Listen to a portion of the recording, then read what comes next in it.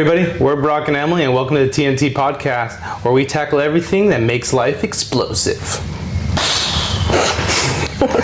So we wanted to do a little check-in on New Year's resolutions because I know we've had a rough couple weeks. The kids have been home for spring break. That was an adventure. We might have fallen off the wagon a little bit. I know I haven't been to the gym in the last 2 weeks. I'm not going to speak for you, but are you allowed to go to the gym? Were you allowed to go to the gym 2 weeks ago? I just got released to the gym about 3 weeks ago, I think it was. Okay. So I have unfrozen my account, so I've gone probably 3 or 4 times since I was now available. You know, I'm only doing upper body though, as much as possible, getting a workout in when I go to PT. I consider it a workout. Some people may not, but sure, yeah, it's a workout. It's a knee workout. Yeah, you could nonetheless, I'm not going as much as I should be and want to be. But we went today. We're getting back in the groove now that the kids are back to school, done with spring break. Praise Jesus. Yeah, that was. It was a long 2 weeks, and of course, always when kids are on break or we're going on vacation or there's a big event we have to plan for, work gets busy, which, you know, we're grateful obviously because work means income and income means paying bills, but it always happens when there's something else going on that is drawing our attention away from work. So of course, spring break hit 2 weeks ago, and you know, got a couple new listings, got a couple new estate planning clients, so things have definitely been picking up. Yep. So, but I want to talk about Buffalo.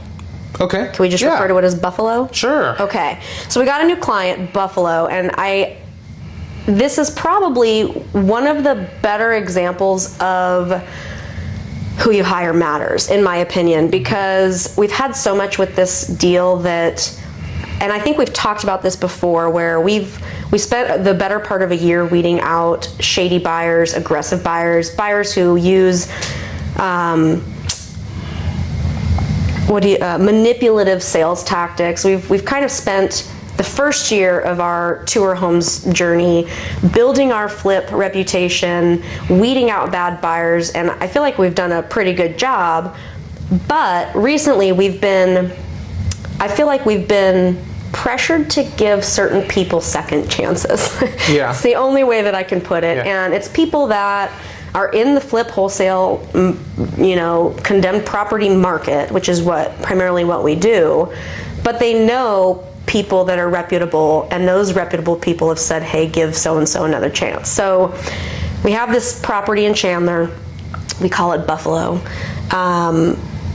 We got it the first week of spring break, sent it out to our buyer pool, and unfortunately, or fortunately, however you want to look at it, an individual got a hold of it and put an offer in that my clients had to take, because it was the highest offer by $10,000. Do you want to give background though on the clients? Yes. Because I think it's a really good situation as to why who you hire matters, because the situations that we come across are not always, hey, we have time to try and wait and get the best price. Yeah. We have time to, you know, let people come through 100 times.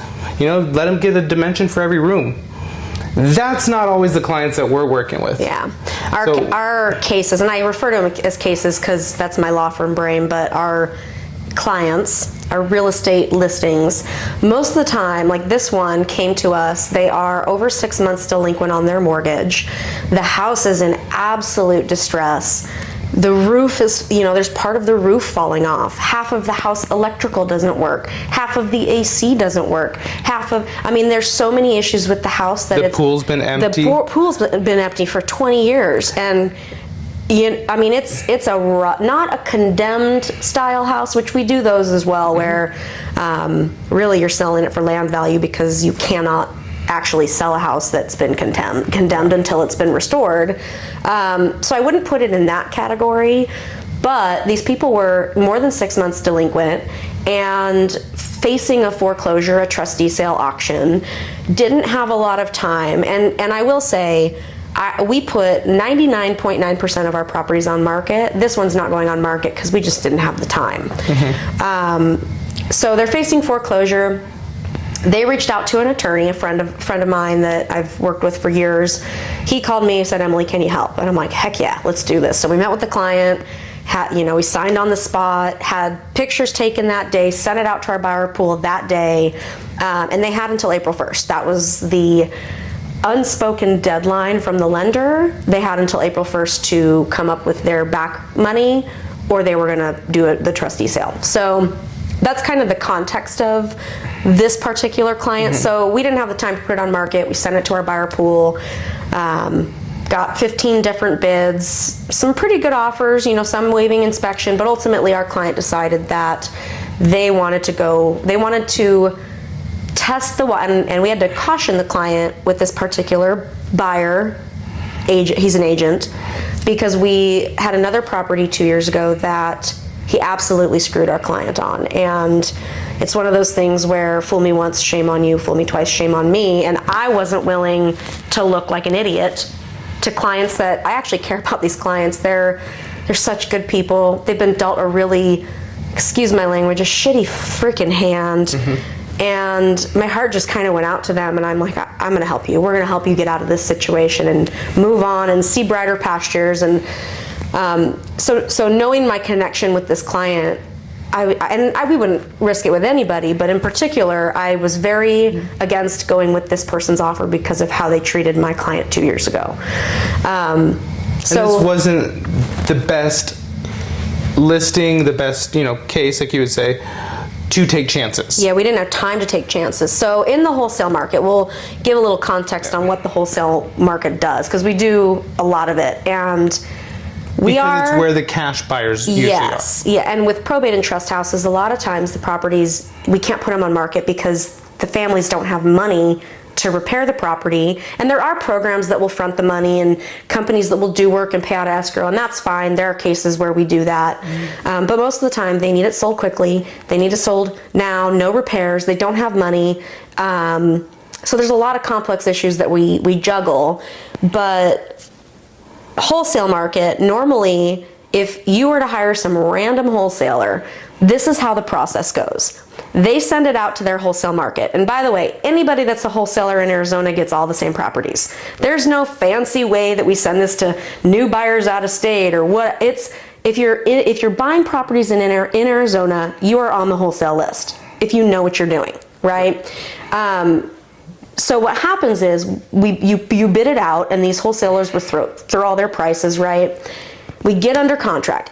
Someone always offers way more than the property's worth to win the bid. That is their manipulative tactic. And this is where sellers get jerked around in the market, and why wholesalers have such a bad reputation, because they'll bid high, win the contract, and then go through the 2, 3, 4 day inspection and ask for 50, 60 grand off. And by that point, a lot of these sellers don't have the time to break the contract and go through that process again. A lot of them are facing foreclosures, whatever. And so they don't have a choice but to accept the bid that they're already under contract with. So it's very aggressive and manipulative, and a lot of your wholesalers in the market do not protect the client's best interest. And I think that's where we're different, because not only are we always making sure that we're checking the boxes, and I hear TJ outside doing the pool, our pool guy's outside, I just heard him. We're always protecting, even more so because I'm an attorney, and one of my licenses, you gotta get him, okay. He's gonna bark at TJ until, I'll just keep going. You join me when you're done. Okay. So, go say hi to TJ. Go get him. He'll be fine. Go get him. Go get him. One of our friends is our pool guy, and he loves our dog. So, do you want me to put the thing in? He'll be fine. Okay. There'll be another quick interruption here in about 5 minutes. So ultimately, bottom line, it's a very shady market, and a lot of sellers are taken advantage of. But because we have an attorney that is part of this, I'm even more cautious, because if we screw something up in the real estate, and it affects the real estate license, it also affects my law license. So when I tell you that we are so risk averse, and that is why we're with the brokerage that we're with, Jim Callender with Keller Williams Integrity First is hands down the most intelligent broker in the state of Arizona, and I wholeheartedly back that until the day I die.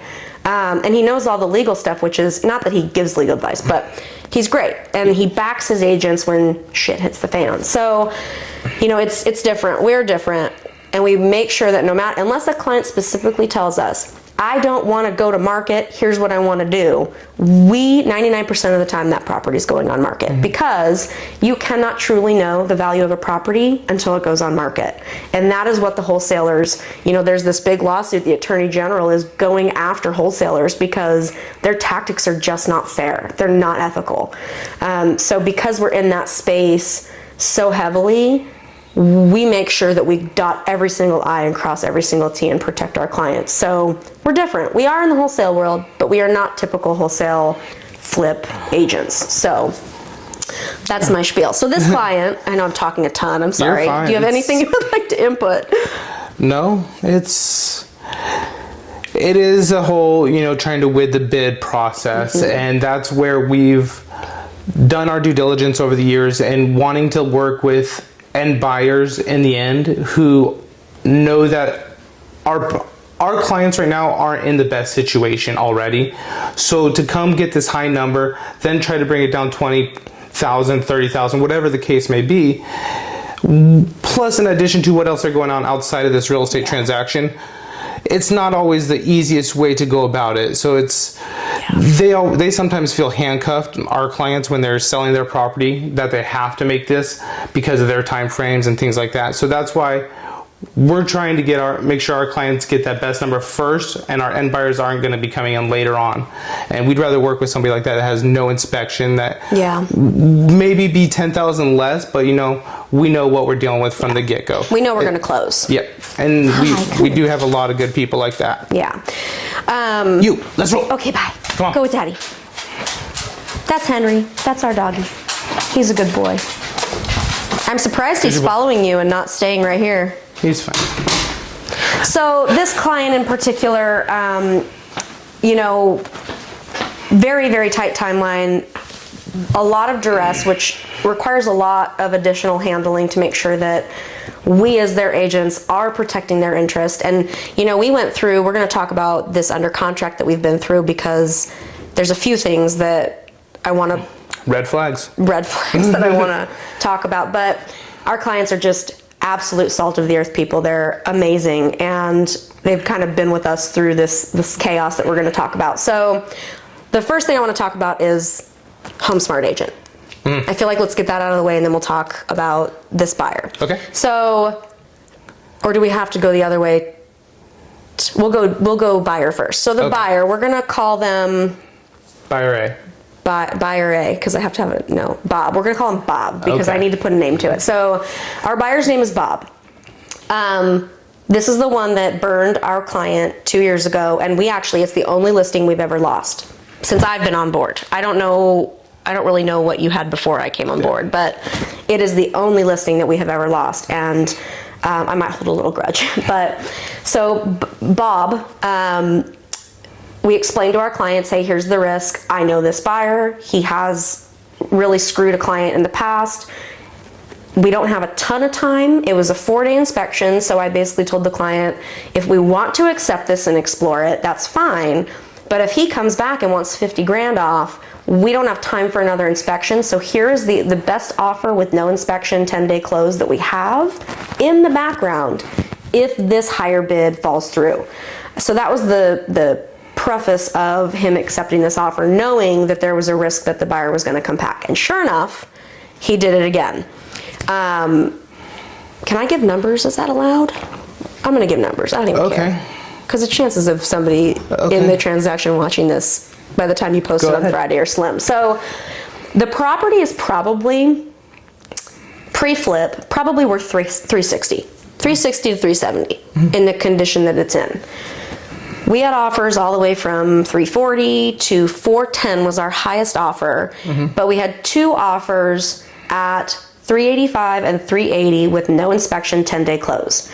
So we accepted the 410, and our agreement the buyer told us was, if they ask for less than the 385, we're not going to move forward, and we'll just go with the 385, which was fine. That was his fallback. That's still more than what he ever expected to get for that, from what they ever expected to get for the house. It's more than I thought they were going to get for the house, which, you know, good for them. I love it.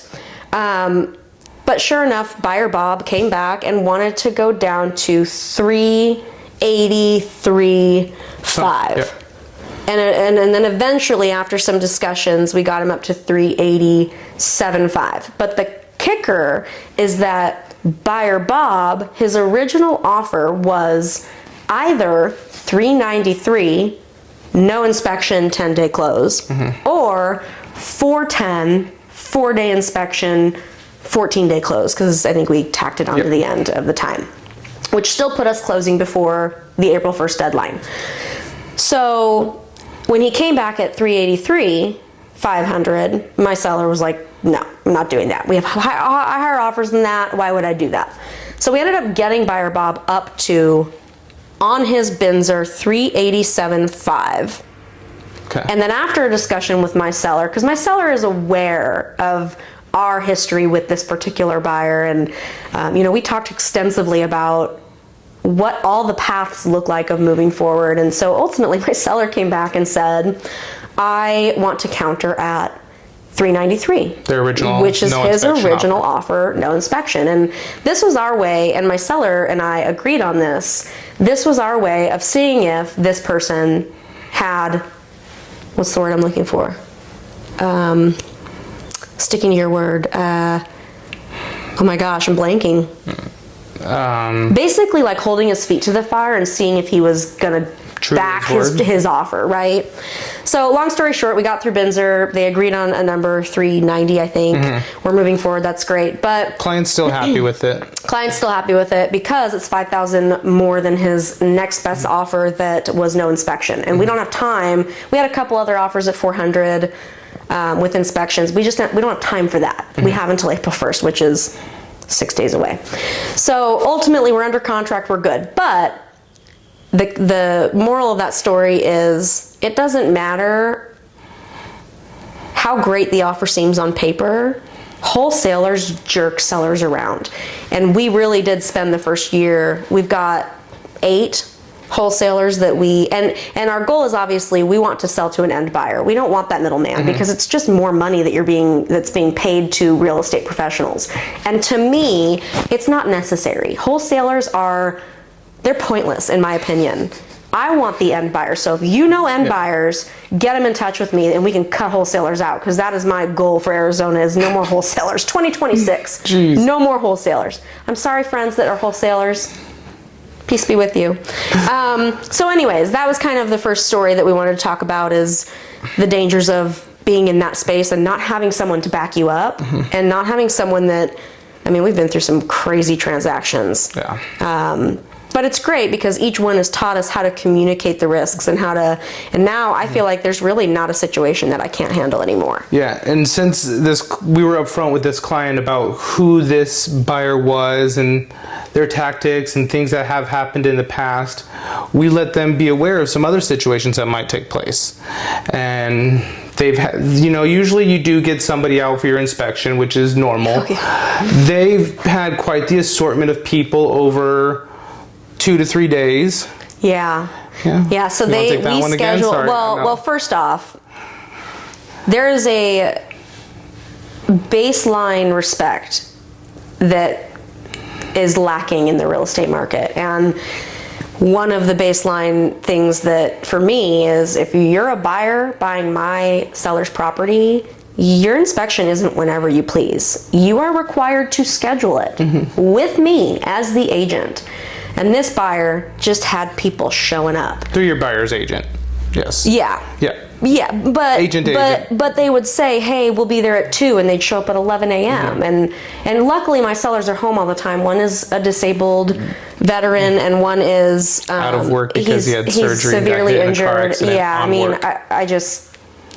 They're going through a lot. They're going through a lot, and it makes my heart hurt. But... so they're home all the time, right? And they're packing because they know they're on a tight deadline. So they're home. So it's okay in that sense, but what if my sellers are out of town and you just show up and there's no one to let you? It just was a very lax, and so we put a stop to it. I was like, you're not entering unless you schedule it, and you need to be within 15 minutes. And if you're not, sorry. So I got a little dickish. I'm sorry, I shouldn't say Feisty. that. I shouldn't say that on a podcast. Spicy. I became kind of a butthead, and I basically said, you need to schedule. So they did. And I told my sellers, you don't let anybody in unless you clear it with me, which by that time it was too late, because I think it was on a Tuesday, we had 2 groups come in. They told us they would be there at Noon. And we had a group of 3 people come in at 11 o'clock, and we had a group of 3 people come in at 1 o'clock. And my seller texts me, hey, another group's here. Like, he updates me with each time something happens. A group of 3 and a group of 3. Yes. And the understanding was, he opened the door and he said, are you here for, what was his words? I have the text. I'm going to read the text because I want to make sure I get it right. Screenshot. No, just kidding. So I opened the door and asked, did Emily send you? And they said, yep, and came in. So they represented themselves as essentially with our buyer there for the inspection. So what that means is they're either an inspector or a contractor or a sub, one of those 3. So that is how they represented themselves to our seller. Well, then, as they're leaving, this lady hands our seller a card and says, if you want better offers, give me a call. And I'm like, and my seller is texting me as this is happening. Hey, group of 3 here. They're inspectors and subs. They're walking the property now. Hey, this lady just handed me a card. She said she's a realtor. So what my seller did was they notified this group. They have an agent. We're under contract. You need to go, any questions need to go through your agent. And that was the end of it. So they left. That was the first group. She was with the first group that came in. Then Buyer Bob had a second group that came in. So basically he was an hour early and an hour late, not on time, which drives me crazy. So then later that day, this agent comes back to the property, and I want to read it so I don't mess it up, I'm sorry. And basically gives my sellers another card and says, I have a buyer in California that's interested in this property. And so our sellers say, you need to go through our agent. And they basically gave her our card, sent them on their way. So then she reaches out to me, and I responded and I said, hey, we are under contract. We have to close this property by April 1st. I'll keep you posted. If we fall out of contract, great. We'll bid it back out. Your buyer can bid at that point, and if they're willing to match an offer with no inspection, great. If not, then we're on our way. So that was how we left it. And after that, the next day, this real estate agent starts texting my sellers again. So the issue with this is that when an individual is represented by a realtor, a buyer agent or a buyer they're not allowed to talk to them. It's just like in the legal world. If I represent him in his divorce against me, that's silly, but if I represent him, his ex-wife can't come and talk to him directly. She has to come through me or whatever. You know what I mean? It's agent to agent. Yeah, you have an agency relationship, and they're there to protect you. And this person's agent was the wholesaler. Yes. To full circle it. Yes. So, well, the agent... That's how they found out about this property. Yeah. They were wholesale. So not only did she misrepresent her self yeah. as with our buyer, which is an ethical violation number 1, she came back to the property after she knew my seller was represented by a realtor a second time and contacted them asking if her potential California buyer could see the property on Friday. And then third, the next day on Wednesday, texted my clients again asking if they could come by on Friday at noon. So she committed 3 ethical violations in a matter of 2 days. And so we went to our broker, and we're not really the kind of people like tittle tattle on people, but for me, she jumped far over the line. Like the first time in person, you're notified that they have an agent. Okay, that's an oopsie. There's a gray line. At what point were they told that there was an agent? At what point, whatever. That's gray. Coming back to the property is a clear violation of our ethics rules. That's violation number 1, right? Well, violation number 1 was she walked in the house never and said, I'm with the buyer. Yeah. Violation 2 was coming back to the property like 4 hours later at night basically telling, and this was from the mouth of my seller, she advised my seller that they needed to cancel the current contract they were in, terminate their listing agreement, and let her send this out to California buyers. Which, even if that's true, you can't do it. You cannot advise when somebody is already represented by a realtor. So that was violation number 2. And then her and I were in contact that night, or maybe the next morning, and then she proceeded to contact them again via text. So we went to our broker and we're like, hey, we don't want to be a-holes, but we're a little concerned that, and the AG is really like getting on. ADRE and AG are working together now, and you're going to see a ton of real estate agents getting fined and pushed out of this business because of these unethical. It's going to get really bad, you mark my words. But we talked to our broker and we're like, hey, we don't want to be tattletales. And we actually talked to our broker before I found out that this lady texted them a third time. So we talked to Jim and Chris, our 2 designated brokers, and we ran the situation by them. I'm like, hey, what do you want me to do? Am I required to report this? I don't want to be a tattletale, but like, this is bad. And the fact that my sellers knew it was bad, that is what makes me more upset, because my sellers were very uncomfortable. And so we went through and talked with the broker, and the broker's like, you got to report it. Like, this is a clear violation. And my sellers are like, we'll give you whatever you need. You need an affidavit, we got you. You want screenshots, we got you. Again, great people. So ultimately, we are on the path to file our first ethics complaint against a fellow realtor, which I hate, but is necessary in the given situation. It's necessary because she has to understand that what she did was wrong. Well, the problem is she does. I guarantee she does. She does know what she's doing. And when she's fined, I bet you it won't happen again. If she's fined, we are not to say what will happen. I hope she's fined, because money talks. So that's the hectic story of but it's been a great transaction. These people are awesome. They trust us a lot, and that just goes to show it's who you work with matters kind of thing. As cliche as it is, it's what's kept their faith in us and our faith in them, and it is still going to be a 14 or 15-day transaction. It's been a whirlwind for them, but we're definitely still going to be able to get this job done for them, and they're going to be on to greener pastures. We're going to help them find a little rental. But, we don't usually do rentals. But I had to. I couldn't. Sometimes there's some people that just need an extra hand. So we're definitely lucky to be in this situation that we're in. Happy to help those that need assistance, and everybody comes into your life at a certain time, certain place, or they're in front of you for a given reason, and whether it's for a real estate transaction or what, we're lucky to have this one and whatever may come of it. Well, and it's a little funny because their plan was they were going to move out of state and go somewhere a little bit less expensive. Wherever that is, I don't know. But through this transaction, they don't have a lot of connections in Arizona, and that was something we picked up on very early. And through the transaction, they made the decision that they want to stick in Arizona for just a little bit longer, just to see if this is where they're supposed to be.